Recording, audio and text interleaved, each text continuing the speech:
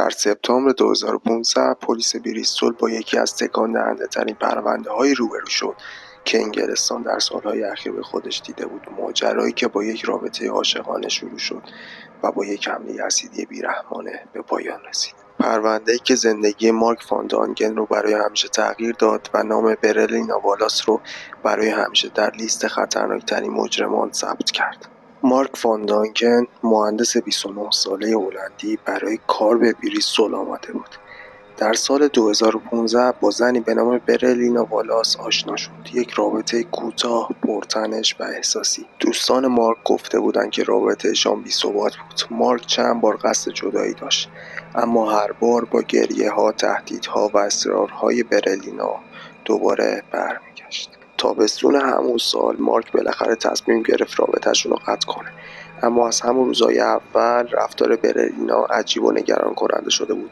پیام‌های طولانی، تهدید، التماس و چند بار تلاش برای آسیب زدن به خودش. مارک فکر می‌کرد این فقط واکنش احساسی به جداییه، اما چیزی که برلینا در ذهن داشت بسیار تاریک‌تر بود.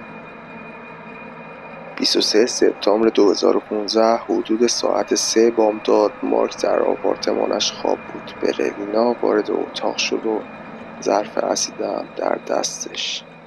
چیزی که بعد اون اتفاق افتاد کابوسی بود که هیچ وقت فراموش نشد. در اثر این حمله 25% بدن مارک سوخت، بینایی یک چشمش را از دست داد و درد وحشتناکی بود که تجربه میکرد.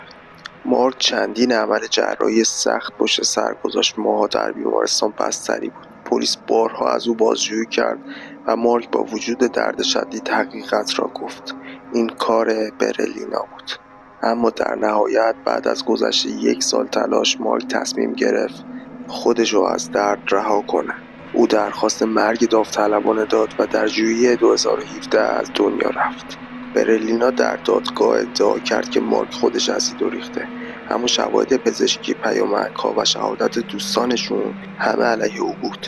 در نهایت دادگاه او را به جرم قتل محکوم کرد. 5 سال بعد از حمله عدالت اجرا شد. پرونده مارک فان دانگن یادآوری می‌کند که خشونت خانگی فقط کتک و تهدید نیست. گاهی پشت یک رابطه سمی تصمیم‌هایی پنهان می‌شود که می‌تواند زندگی یک انسان رو نابود کند. اگر کسی در رابطه‌اش احساس خطر می‌کند، کمک خواستن هرگز نشانه ضعف نیست. خوشحال میشم کانال ما رو فالو کنید تا پرونده‌های بعدی رو با هم بررسی کنیم.